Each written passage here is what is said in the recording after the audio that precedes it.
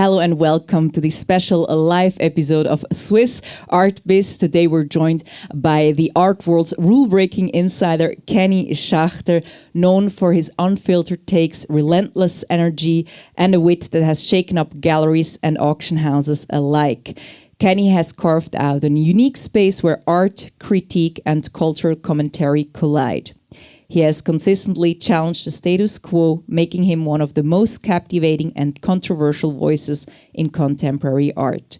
He's a writer, columnist, artist, art dealer, lawyer, and a teacher, for instance, at Zurich University in the field of art market studies. And he traveled all the way from New York to be here with us. Welcome, Kenny. Thank you so much, everybody. Thank you for having me. Thanks so much for being here. And I'll be doing a conversation of about 40 minutes, and then I'll open the floor to you for your questions as well. Now, you entered the art world about 35 years ago, or even longer, and you came to art quite late, but you went all in. How did you find your love for art? That takes 2 hours. That'll far exceed the 40 minutes we have. I was born in the suburbs of New York in Long Island, and it was only 17 miles from New York City, but it could have been 17 million miles away. And my mother passed away when I was very young, and I came from a not very supportive family background. Like many people have had many problems, and I had quite a difficult childhood. And I wasn't cognizant that art even existed as a field. I was a terrible student, always getting into trouble academically and otherwise. And I never went to a museum until I was in university. And my performance in school was so bad, I got into one university in America, barely. And I started studying philosophy. And that really began to open my eyes. And I studied philosophy and political science. And there I went to the East Wing of the National Gallery in Washington just to kill time. And there was contemporary art, like Andy Warhol and Cy Twombly and Jean-Michel Basquiat. And it kind of percolated in my subconscious. And after school with an undergraduate philosophy degree, there was nothing to do, no job that I could take that would be fulfilling. I basically defined my career for the first decade in the negative. I knew I wasn't going to spend my life doing something that I wasn't passionate about, but I had no hobbies and no interests, so that made it a little bit difficult. And I went to law school with zero intent to practice law. I basically quit out into the first year of school and began working full time. I told my employers and my family that I was in night school. There was no night school. And I took the exams and worked a series of jobs. As a writer, I learned to write for law firms, and then I worked on doing everything from on the floor of the stock exchange to the fashion business, although you wouldn't know it. But I wasn't even aware that art could be bought and sold in a domestic context. And in between jobs, I took the bar exam to qualify as an attorney, and I did that. And I went to Andy Warhol's estate sale in 1988, and I had no interest in Andy Warhol. A lot of the things, like so much art today is so simple and so easy. I won't get into names, but there's people like, I don't know, Cause or Daniel Arsham and various contemporary artists that it's just immediately on its surface understandable and simple.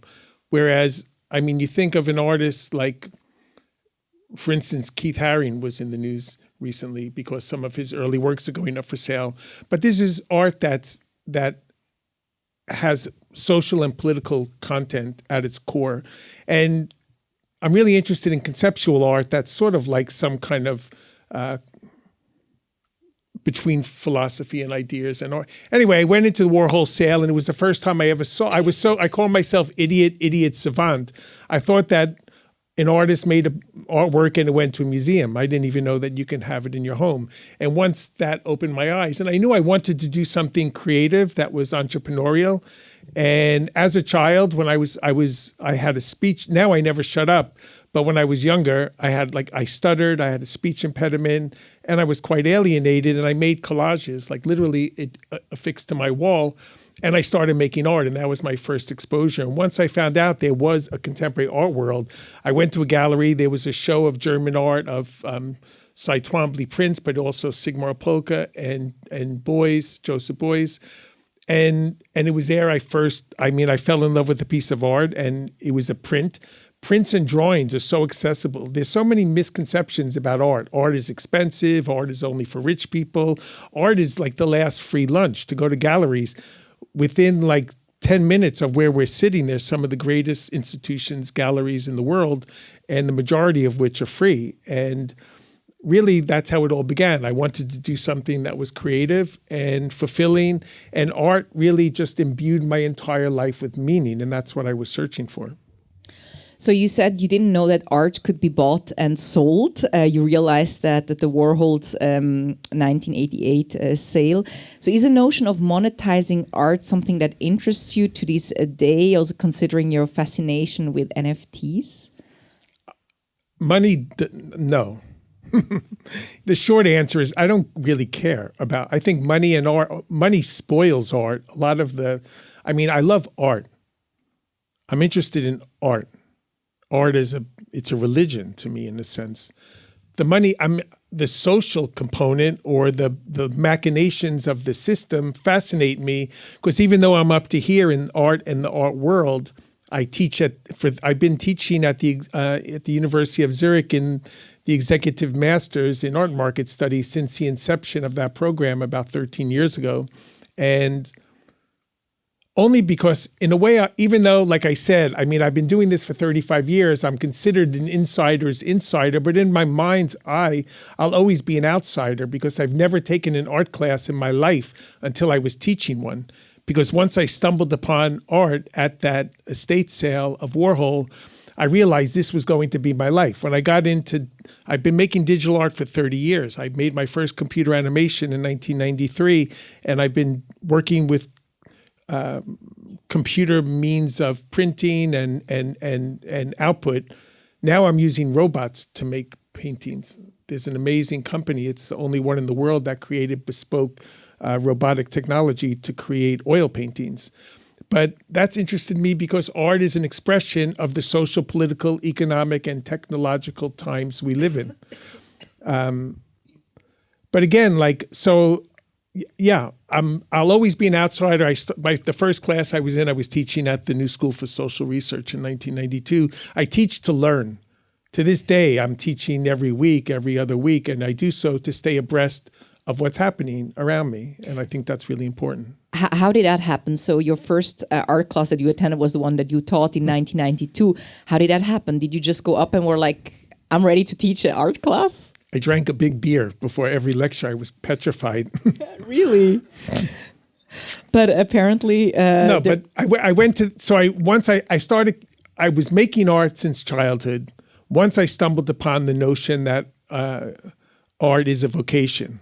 Then I went to the New School, and I figured I needed to learn. I can't get into art unless I know what happened to it once it came off the wall of the cave. And like when I got involved with NFTs 5 years ago, I started to immerse myself in the history of digital art. Artists are very opportunistic. They grab whatever is around them. So artists have been using computers. There's Vera Molnar, who just died. There's Herbert Franke, a German artist. I have a computer-generated photograph from 1953 in my house.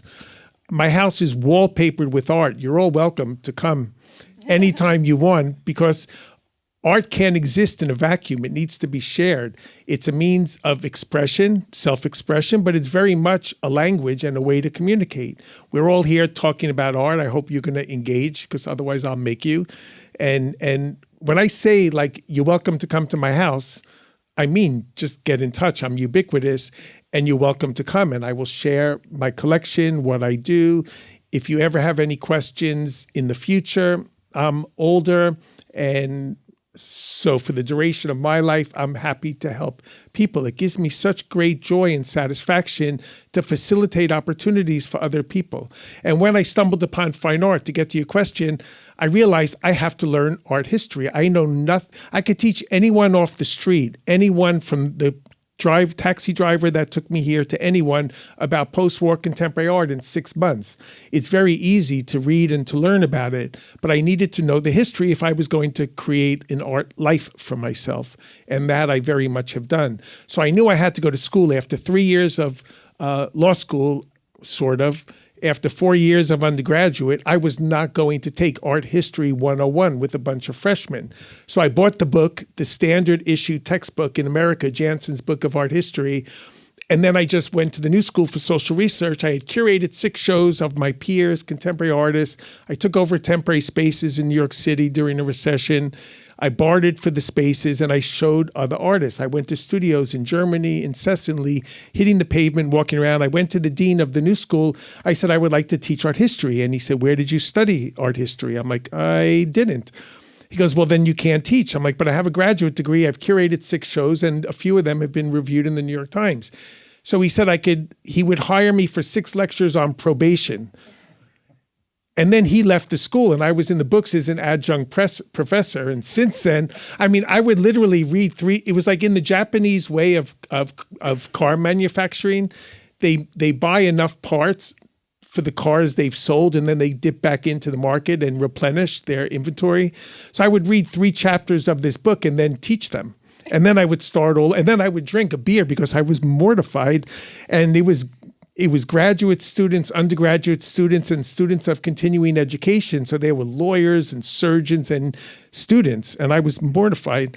So after that, the dean left, and I was on the books as a teacher. And since then, I've taught at Columbia University, Harvard, Yale. I mean, I love teaching in Zurich. I love this city so much.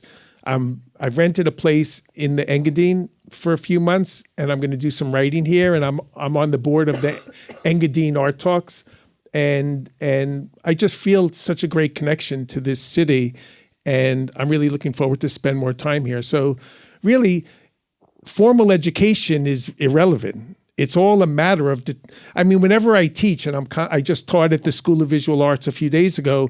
It's all about like perseverance. I mean, nothing is easy, and tenacity and stick-to-itiveness, and that's how you create opportunities for yourself. So you're so open to help other people. Did people help you along the way? It feels like sometimes you want to give back because you feel like I have been helped. I'm looking for help if anyone has any ideas. I mean, I'm not looking for a quid pro quo. For me, art is so fulfilling. I have 3 kids. I lost one of my kids almost 6 years ago. I've had like 2 or 3 hours of sleep and I'm a little bit fragile, so I don't want to get emotional or anything. But art is this kind of thread that keeps my family together, and I'm not looking for anything in return. Sure, it's nice to get opportunities to show my art, to sell art, but I'm just not one of these people. Art is so much a zero-sum game. The art world is small. I got into a little argument with a brilliant artist like 30 years ago who I'm now friendly with, Rosemary Truckle. She's such a brilliant woman. And she said to me in one of the first shows, it was the first show I curated, was a drawing show, a German drawing show called German Paper. And she said, the world is small and the art world is minuscule. I was like, oh, okay. And the art world has grown more in the past 25 years than in the previous 250 years because of various things such as social media. That is, it's increased the breadth and the reach of communicating about fine art. I remember an artist, I'm going to go far afield like an atom smasher, but I remember an artist called me up and said, like, I want to get a foothold into the art world. Can you give me advice? You've curated all these shows. And he wrote me this heartfelt 3-page letter, and I wrote back, move to New York.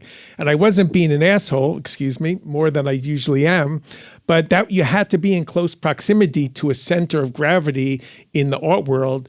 And now with social media and the ease of communication, and I mean, my kids mock me for being on Instagram all the time or Twitter and for oversharing a bit, which is a bit true. And I've tried to tone it down a little. But I've met the most extraordinary people from every continent in the world. I've worked with artists from Africa. I met all kinds of supportive people through these types of being accessible. And it's so important. to be able to access these people. You're a columnist, writer, artist, curator, art dealer, teacher, father. With which role do you identify the least? The least. Selling art is, making money is really difficult. That's the only part. I can't sell drugs to a drug addict. I'm the worst salesperson in the world because I just say what I think. I have no filters, as you're finding out fast enough. Everyone has an opinion in the art world, but no one expresses it. Everyone is so cautious about where the next opportunity is going to come from, where the money is going to come from. And I just don't care. Of course, I need it. It fuels my artistic practice. I have a family and I love to collect art because it's just surrounding myself. I started a little mini podcast for an Italian platform. It's called Kenny Uncut, if you can imagine something so horrific. And, the fact is, I engage with art in a proactive way, almost like pieces. I can't play any games like chess, but it's like moving pieces on a board. I touch it, I feel it, I often bump into it and have broken a few pieces here and there. But it's not a static thing that you put in a pedestal or in a vitrine.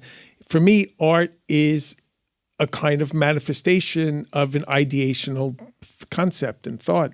And yeah, so selling art is really, really difficult. I have a gallery in Germany, Nagel Draxler. I just concluded my second solo show with them. I'm kind of a very late bloomer in life. Because I do different things, historically a dilettante was a good thing in the past. If you pursue things with great zeal and consideration and forethought. But in the art world, they pigeonhole you into, not only do they pigeonhole you into certain preconceived roles, but often as an artist, the market wants the same stuff again and again and again. And success affirms success.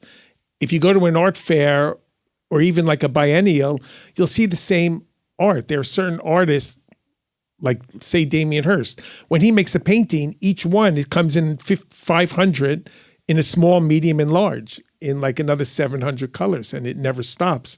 And that's because most people, when they buy it, they don't want a challenging. If you're an artist, and I always say, the only thing worse than being behind the time is to be too far ahead of the time, because that's not what drives people's desires. Coming back to your roles, one might think that some of these roles have conflicting perspectives in the art world. How do you get along with all of them?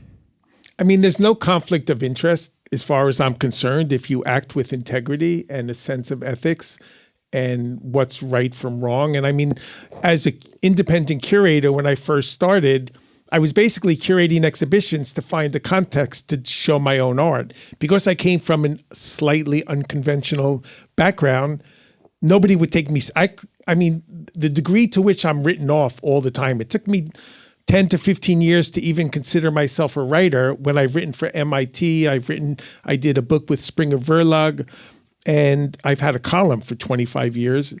But the art world is just so dismissive. They're always looking for a way to write you off. And what was your question again? And the conflict, how do you get along with all of these rules? There are no rules for me. There's no conflict of interest other than subscribing to a sense of personal ethics. And when I was showing my work in my own exhibitions, a lot of people would look askance at me like, that's wrong. There's no right or wrong. I'm judged to a harsher level if I'm exhibiting my own work in a show that I've organized. And if it's good or bad, that's where I need to be judged. Is my writing okay? Is my teaching okay? Is my artwork okay? But otherwise, I don't see any conflict whatsoever. And if the art, like even now, I've been making art for 30 plus years. I had a solo show in a museum in Linz with Alfred Weidinger, who's a brilliant scholar and museum director. And again, as long as I couldn't even look in the mirror and say you're a writer, it's even harder. Even to this day, I'm skeptical calling myself an artist because I feel kind of insincere some way because of the constant barrage of criticism that I'm always, So do you feel like an imposter sometimes? Look, like one could think that you have a big self-esteem, but... My kid calls me a narcissist with low self-esteem. I mean, if you don't have self-doubt, then you're an idiot. I mean, of course I feel sometimes that type of doubt, but if you don't have doubt, that's worse. I'd rather be an imposter than someone who's just so overconfident. I hate arrogance, and I'm very much in my sense of art. I'm non-hierarchical, very democratic. I don't differentiate between a poster, a drawing, a painting. Everything is so, like, the exclusivity in the art world is stifling. The art world has its own brand of hypocrisy that's nauseating, such disingenuousness, such bullshit all the time about everything. And I'd rather be seen as stupid and speaking too much or having too many opinions or, but I'm frank and I'm passionate, I'm honest. And I think in the art world, that makes you rather unusual to be forthright and honest, because you go to an art fair and they ask all these big dealers, again, like, oh, just between us and the 12 cameras, whether it's David Zwirner and Hauser and Wirth and all these people, I sold this for 20 million I did this, I did that, but none of it is true. Nobody wants to hear the truth in the art world. I was once asked to speak about fake news in the art world, but it's the truth that everybody is scared of. And it's because of that, through my writing, I've had lawsuits threatened against me. I had someone trying to beat me up in the street a month ago, this famous lawyer who represents A month ago? Because you already told me in 2021 that you had death threats, people attacking you on the streets. Yes. So it keeps on happening. I have to watch a YouTube video like how to fight, because I'm a warrior behind the keyboard, but I'm scared that someone's going to beat me up on 64th Street. It just happened again, just because I write these things, but they're all true. I've never been sued for my writing. I've had threats. I've had all of these other ancillary things, but the truth is a defense. And I've never been proven, sometimes I make mistakes, of course, but they're always small in relationship to the bigger picture. So people get very uncomfortable with that. But you don't let yourself down. You keep on doing, even with all these lawsuits, even being afraid, you just go for it. Well, it's never easy, and it's always a struggle. I mean, I came here, I'm getting paid nothing. I took a plane here from New York. I arrived at 6:00 in the morning. I'm working on an exhibition I'm curating in London in June at one of the great galleries of this American artist called Paul Thek, Thek. He died.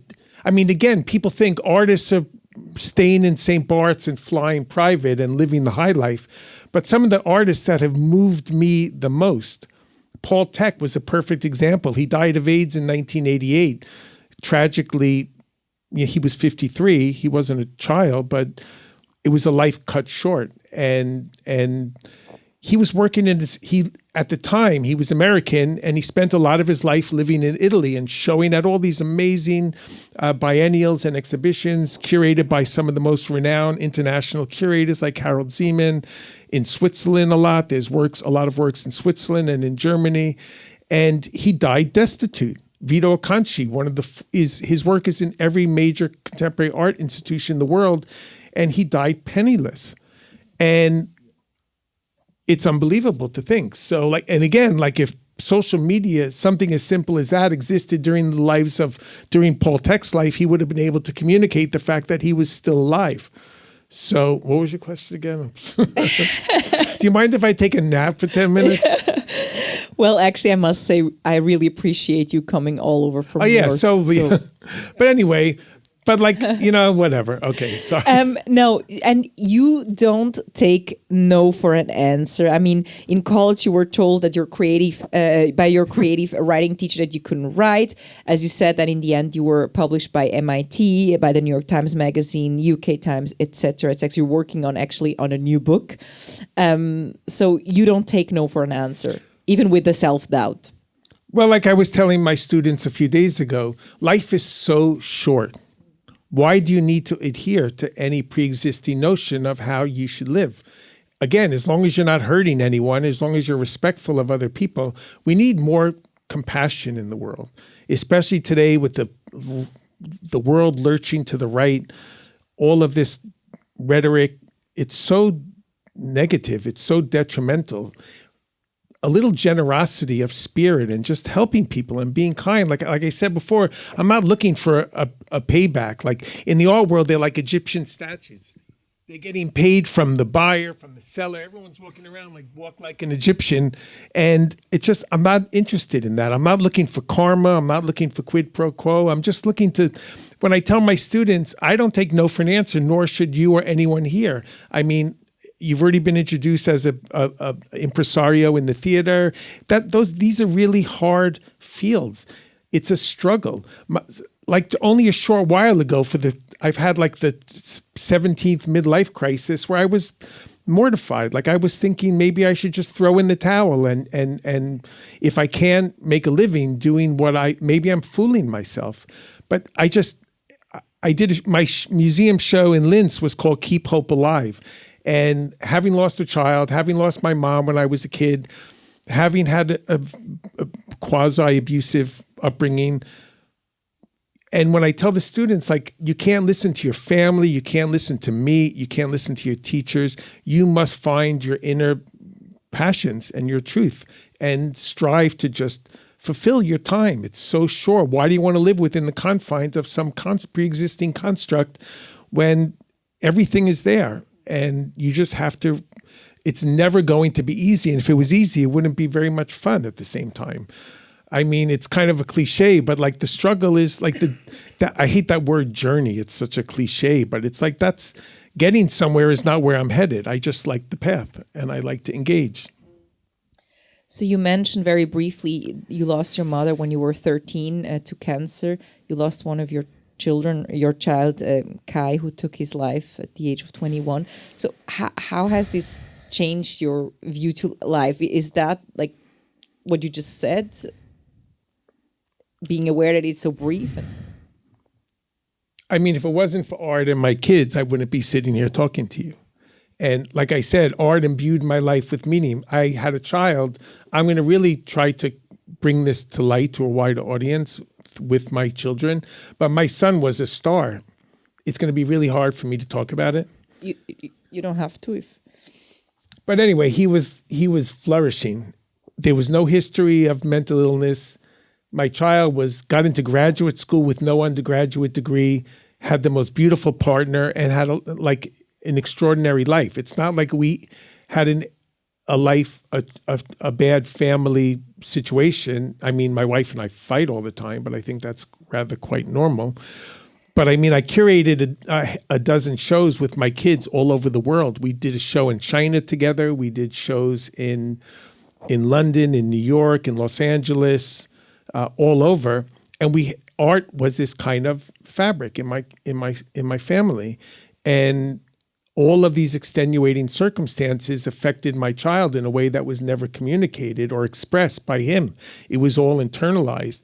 And the numbers of kids that are between the ages of 14 and 25 in America, I don't know about internationally, over the last, in the last 10 years, the numbers of kids taking their own lives is up 65%.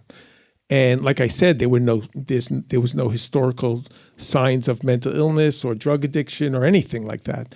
It was like a dream situation, and this happened. And I wouldn't be able to carry on if it wasn't for speaking to people, trying to help people. Like I mentioned, I've had alcohol and drug problems early on not so early on in my life, but I stopped and on my own volition, and I ended up to have this kind of clarity and sense of purpose that I never even knew existed. And I tried to share these experiences with other people that are going through similar things, because it's such it's this stupid romantic notion that drugs and alcohol fuels creativity and inspiration, but that's absurd. I get done twice the work in half the time. That's 3 times as good. And jumping out of bed in the morning to start the day, even when things are dreadful, that's what really, that's an amazing feeling. And that's something I was lucky enough to find, even though it was a bit later in life. Can you keep the questions a little more cheerful? Yeah, actually, yes. Yeah, there are a few young people here in the audience as well. Some that are working in the art world or maybe wanting to be it as dealers, artists, curators, etc. And I know that you talk. You're very honest about the art world and world and what is so shitty about it. But you also say there are a lot of opportunities and possibilities in there as well. So what would you tell them? What would that be? Well, I mean, I'm in no position to ascribe to anyone like what their life should be comprised of. But for me, it's like there's a certain joyfulness in art. I mean, my childhood was crummy, but many people have had it a lot worse. But I feel like I was in a taxi the other day in New York, and the taxi driver was like, "Yeah, I want to just retire. I'm done. And he was my age, and I was like, Christ. You what, 62? 62. Going on 12. I'm very immature for my age. But I just said to him, like, it's that kind of sense of childhood. Like, I have never been more comfortable in my skin than in the last 7 years through a lot of misfortune and a lot of fortune. And even when I was about to like quit, basically, I wanted to take a year off making art because I'm just creating these things. And if there's not a market or if it can't be absorbed and I can't make a living from it, I don't want to just be wasting my time. And then all of a sudden, like, I sold like from my own house, not even, I mean, I'm going to get killed for saying this even, but like my gallery calls me up in Germany and they're like, you have a show in Germany and you've sold this stuff from your own studio.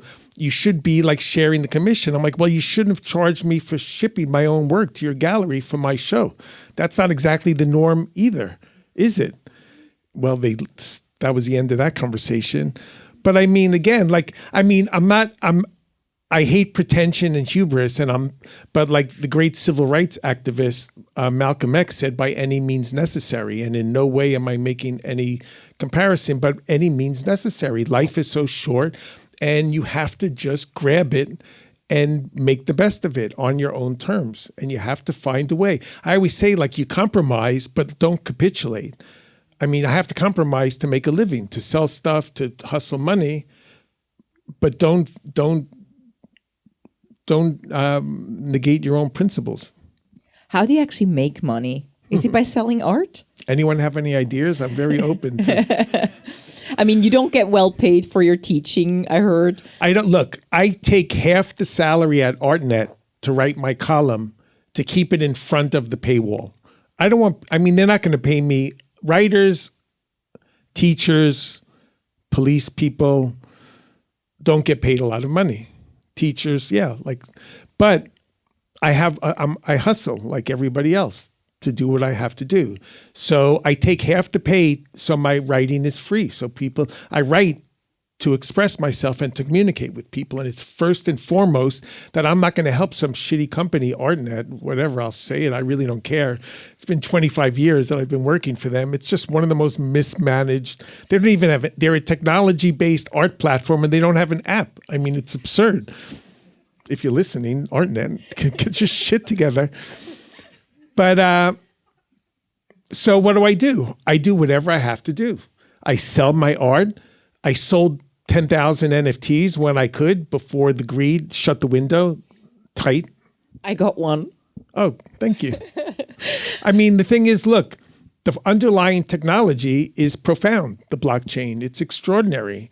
But human nature, there's a Bell's curve of morality, and a lot of it is crummy, and a lot of it destroys, like it destroys opportunities for good actors. And when I lived for the 15 years in the UK, and I'm a bit of a hoarder. Yeah. So I'm a hoarder because, I mean, Freud says it's from bad toilet training, but we won't get into. I won't burden you with that story. It's to fill a hole, they also say. Whatever. I also like to be surrounded by. I mean, I rather look at art than at a window. I don't want to looking at art is a window into thought and into the very essence. Humans are the only species that make art. It differentiates us from all other species. And I love to be surrounded by these windows into other people's notions about the world and life. And so when I was moving from the UK, I basically had a basement that was, I made an art piece where all of my art was just fell on me and suffocated me. I made a short horror movie where the art just came off the wall and threw me down the stairs and killed me because I was being suffocated by this stuff, by this physical materiality of objects. But when I was leaving the UK, I had this basement floor to ceiling with magazines and catalogs and first edition books, old books, new books, artworks, and it was piled high. And then at the time, before COVID, having a sale online at an auction house was the lowest rung of the financial totem pole because nobody really cared. During COVID, they were selling billions of dollars of art because there was no other way to buy it, and people conspicuously like to consume things. Now they've been buying dinosaur skeletons for tens of millions of dollars as baubles for rich people, and I think it's kind of grotesque. That's another story. I did make a piece of art about it. These things belong in academic institutions. And anyway, when I was leaving the UK, as a joke, I said, I'm going to sell all my crap like at an auction. And a friend of mine was a bit of an anarchist before he got fired working for Sotheby's. So I said, let's sell this junk at Sotheby's with no reserve. So in a way, I'm very self-sabotaging in a lot of things I do. And I thought, let's have a sale with no reserve. So it's accessible to everybody at all different price points. And we would do it online. And he goes, what should we call it? So I said, The Hoarder.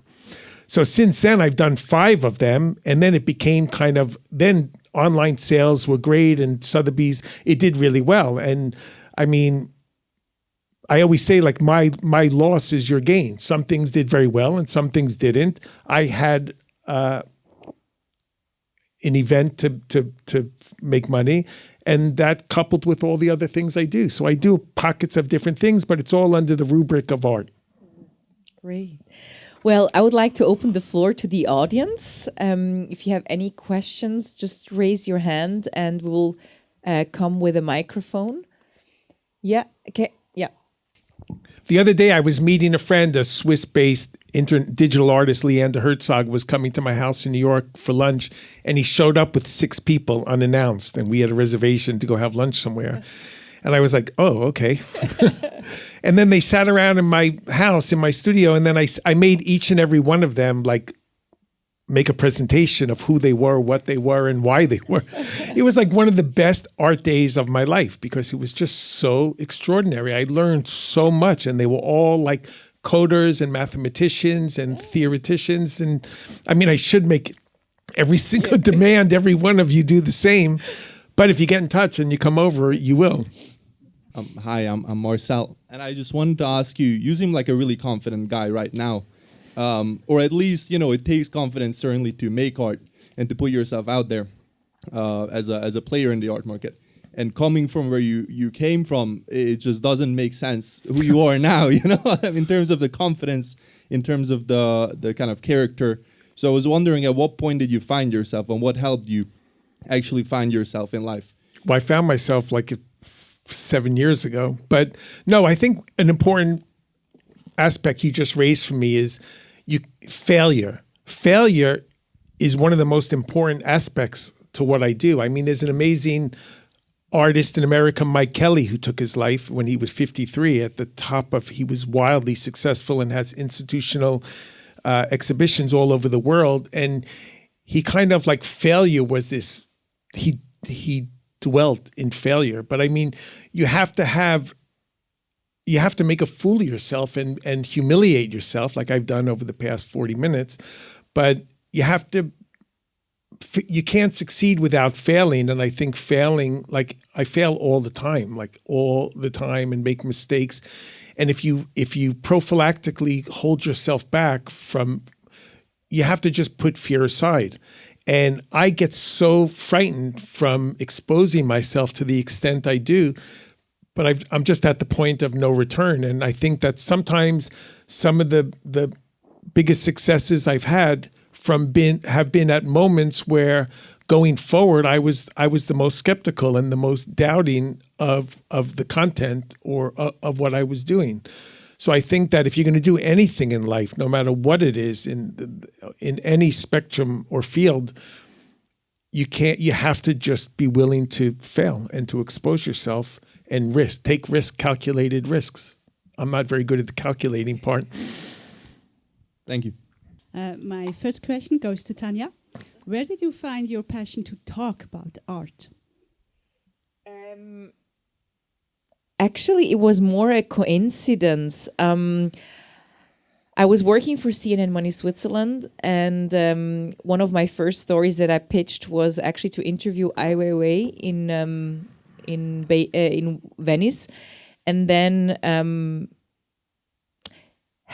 I guess in that case I just thought he's an interesting person, right? I just want to talk to an interesting person, and no one was covering art at CNN Money Switzerland, so I just took that field for me. It was more a bit of a coincidence, but also thinking that maybe there are people that have something to say, and also because it's so secretive, and kind of having this challenge to get a view of it, to get into it. I mean, in the art world, it's like omerta in the mafia, the code of silence. Nobody will talk about the commissions, the business structure, the machinations of the market, and how things are done.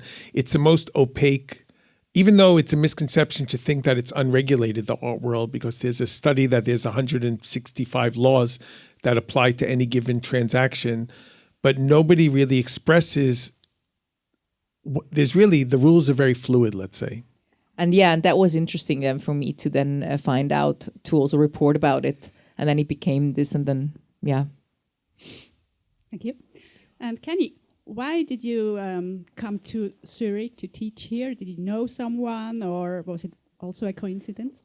Well, I mean, my wife had family here, so I had been coming here, but that had no connection. Nicholas Galley, who started the program at the Executive Master's Program, he contacted me in the first year and I gave a lecture in Geneva where the class was traveling.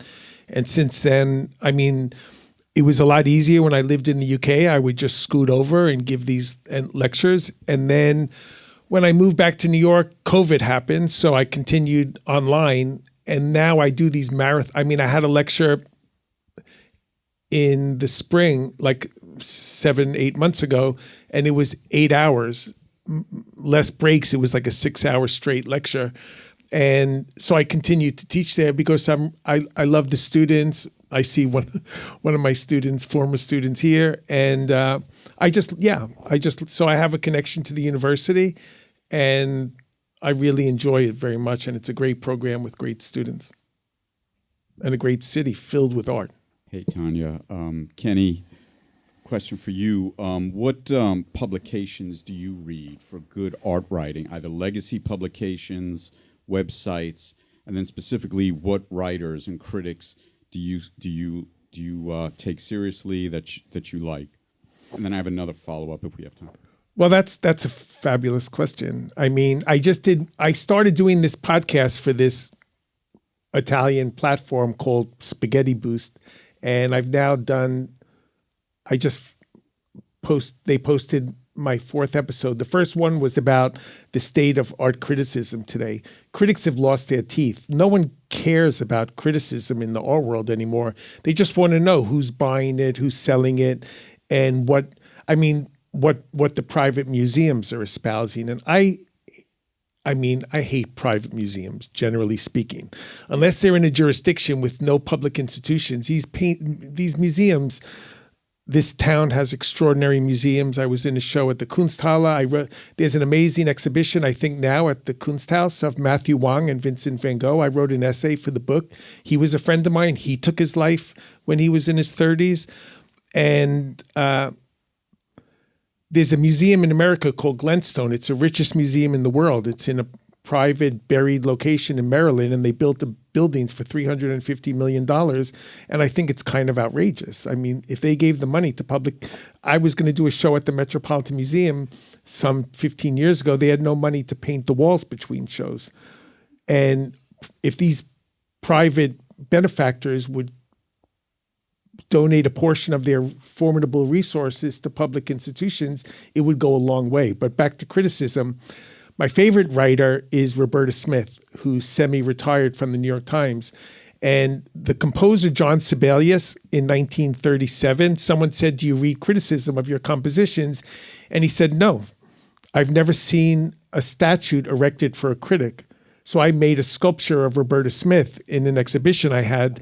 And I have a small maquette on my desk, and I just love to look at it. Her husband is Jerry Saltz. He won a Pulitzer Prize. I love Jerry Saltz. He's a friend. We collaborated on an NFT of all things, which I found out about when he posted it online. But I mean, she should have won the prize. She's extraordinary. And there's been just a continuous history of subjugation of women and people of color. I mean, the floodgates have been open for minorities and various for others in the art world to an extent that's unprecedented. But if you look at who's making the dough and what the museums are showing and what the auction houses are selling, it's the same crap, you know. But anyway, so if you send me a DM or an email, I will give you a list of everything I read. I've read some great books over the summer.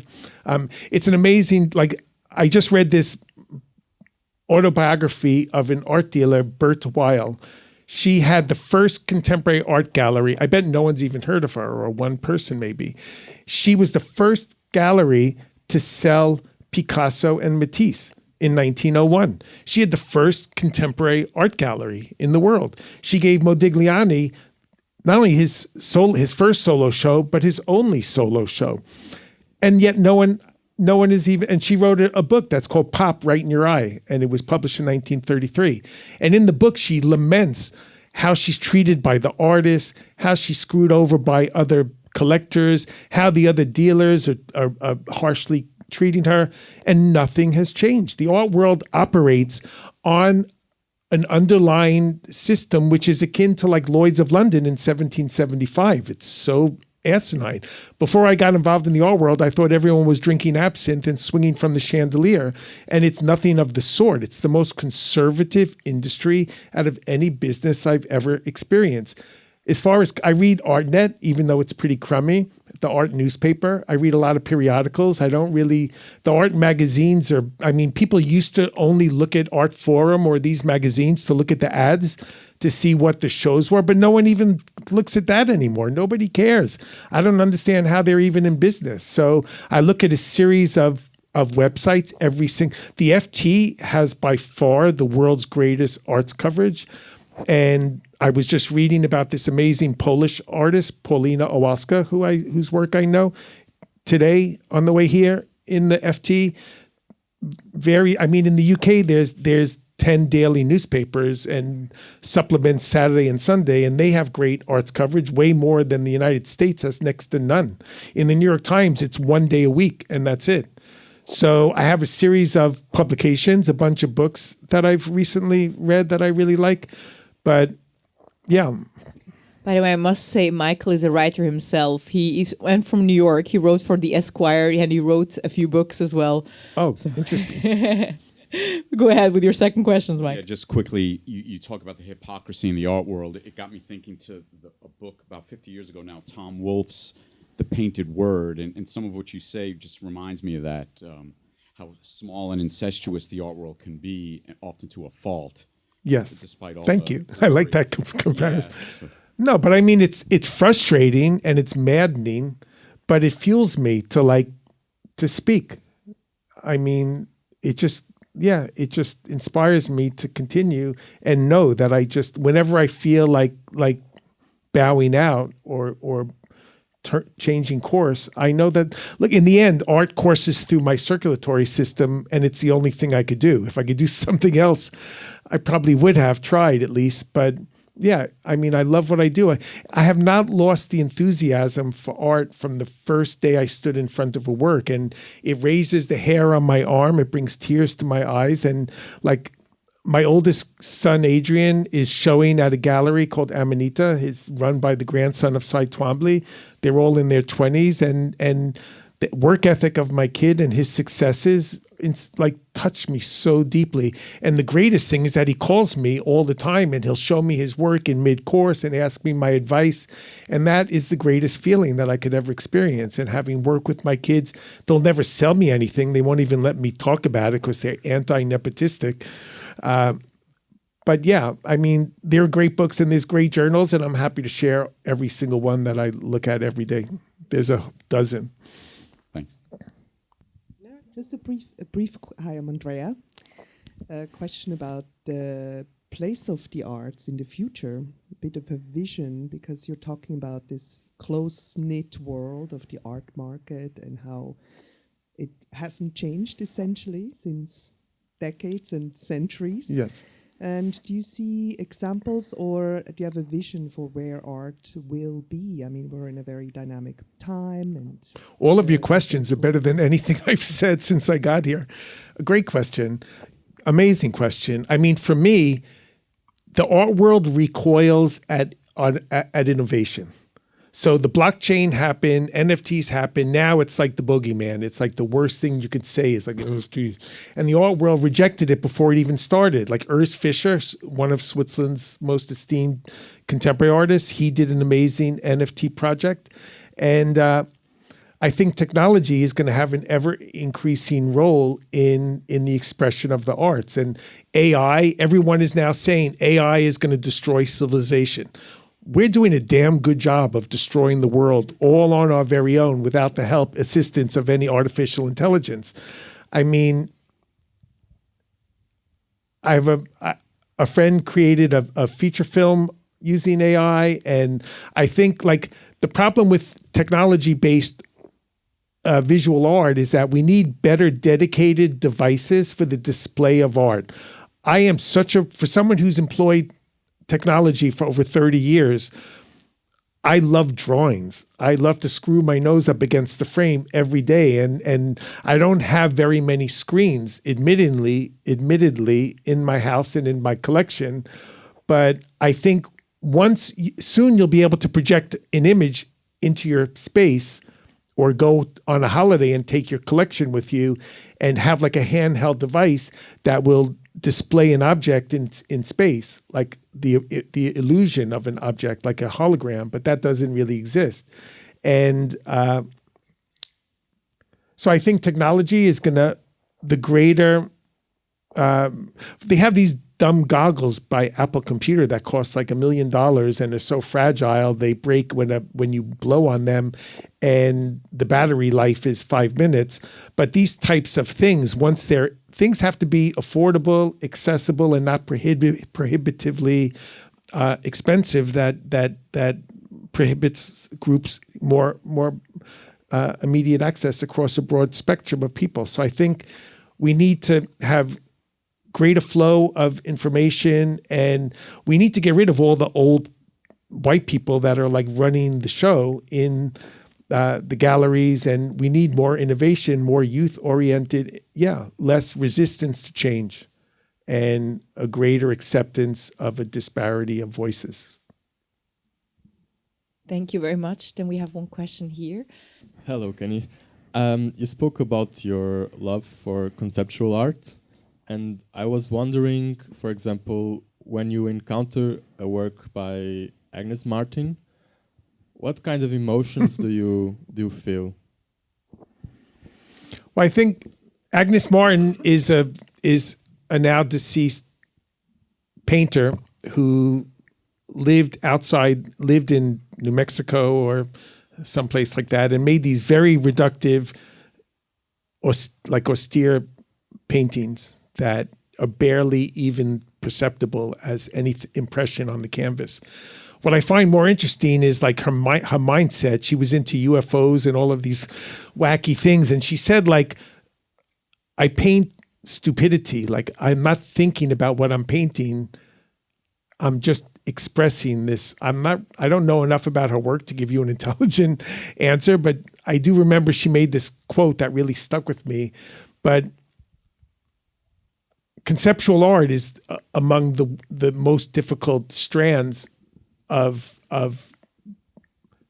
making art, because people to this day want a painting on their wall. And it's amazing to think that since it came off the wall of the cave, it's been coveted, and it's the easiest, most successful art form for people to collect. Why? Because it's easy to store, easy to move, easy to transport, and easy to flog when you're done with it. But a painter like Agnes Martin, I'm very agnostic about, I look at everything, and there's so many things I fall in love with in terms of a broad spectrum of artworks. Agnes Martin makes these beautiful pieces. They're very, like Rothko, they're very subtle. I'm not so subtle, if you haven't noticed. I like things a little more expressive, or a little more, I won't say her work is as conceptual as the work that I'm more interested in. But it's funny because I made a body of work that employed paint recently. There's another artist, Bridget Riley, who's probably around 90, and she's a brilliant woman who is an abstract painter.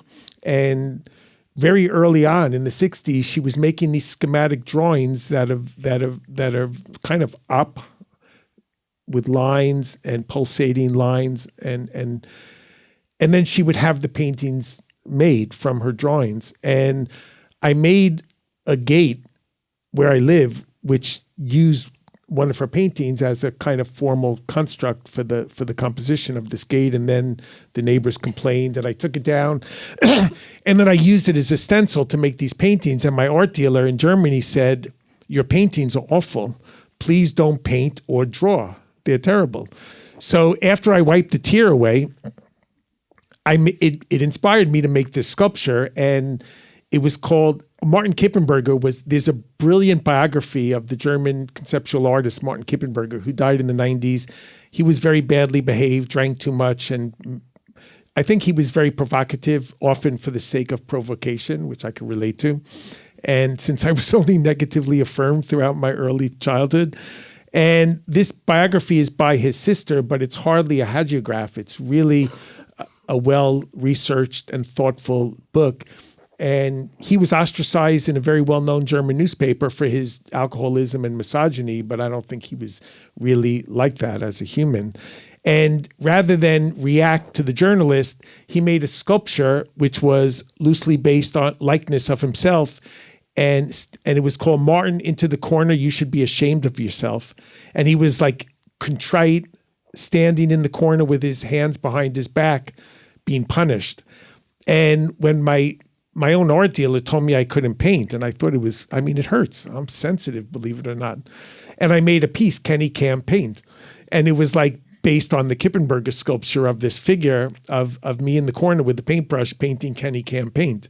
And I just think people should do whatever they want. And no one, not my art dealer, will tell me what I can or can't do and give me license to create things. So I love Agnes Martin. I think she's a brilliant artist. Her works are lauded in the art market and well collected and exhibited in institutions. And the drawings are spectacular. They're just very kind of, quiet. Thank you very much. Maybe one more last question. Yeah, Yoni. Hi, guys.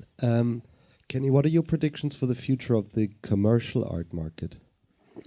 Well, I think galleries, there has to be new models. And I thought NFTs and the blockchain were a hope in that direction, where I wrote a dozen features on digital art. I lectured I taught a class, one of the first NFT classes at New York University back 3 years ago. And we need new models. We need new ideas of how to express art in unconventional, innovative contexts. So I just think we need to get away from this system of one gallery representing a stable of 12 artists, control. I've seen so many situations where an artist, another gallery or institution will approach a gallery trying to exhibit the work of one of their artists in another jurisdiction, and the gallery will not even tell the artist, because they want to control all the work and have more things to sell at art fairs. And I just think we need to get away from this super staid. The art world, like I said, is the most conservative business, and we need new ways of bringing art to people that want to live with art and make it easier, it's so awkward. When I was curating these shows, we didn't even have the term pop-up at the time. Throughout the 90s, we used to call them hit and run shows or guerrilla shows. I would never even put the word gallery anywhere near it. And I would leave the doors open. All galleries pretty much across the globe are closed on Sundays. That's the day when everyone is free to go look at them. And in New York, the galleries moved from Soho, where first they were in the East Village for the younger, more avant-garde galleries. Then they moved to Soho. Then Soho became a magnet because art is often a force of gentrification in a community. And then the galleries picked up and moved to the area of Chelsea in New York where it wasn't accessible by public transportation. And that was their intent, to really be in a place where you were there because you wanted to be there ostensibly to spend money. And there was a famous art dealer whose name was Gavin Brown, and he curated a show like on the 25th floor of an office building in New York where you had to know. You had to know to go to the desk, get the key, and you'd let yourself in. And he said in the New York Times, like, if he gets 50 of the right people, that's enough. I would rather have 5,000 of the wrong people. And I like to my favorite, like, the guy came to put a cable thing in my house. And he made a comment about, like, he went to a house and someone told him how much their Basquiat cost, which I thought was revolting. And then and he was interested. And then I just spent like the next few hours going through all the stuff. I'm really like an audience. And he said, I'm a peasant. I'm like, well, so am I. And it was so refreshing. Like, that's why I get along predominantly with children and animals. And children just express themselves. They don't have this learned kind of like helplessness or defensiveness where they just know what you can't do and what you shouldn't say. They just say what's on their mind. Not the screaming kid on the airplane all night. That was pretty annoying, but it was better than the snoring guy for 4 hours. But I just think we need new ways of thinking and doing, less controlled, less commercially minded, and more accessible. Great. Thank you very much, Kenny. The hour is over. Therefore, thank you very much for your questions and for your attention. Thank you very much, Kenny, for being here, for taking your time and for sharing all those insights. That was a long run-on sentence I just told you. Well, if you don't follow Kenny Schachter on Instagram, then you can do that now, of course. You can also read his columns on ArtNet. As you know, it's not behind the paywall, or on his website, kenny.art. KennySchachter.art. And you can find me. And we will upload this episode on Spotify, Apple, Audio Cult, and YouTube. Time to hide. But listen, you really should, if you have any questions, if you need any guidance, if I could be of any assistance, I never say something I don't mean, and I really mean it. Come to New York, come say hello, contact me. That's how I did it. I just reached out to him and he said yes immediately to be here. So thank you very much. And if you don't follow Swiss Art Biz, you can do so as well. We're on Instagram. And I have a small token of appreciation for you. Very small, but thank you so much for your time, Kenny. Thank you all very much. Let's give him a round of applause. Thank you very much, Kenny Schachter. Thank you. Thank you.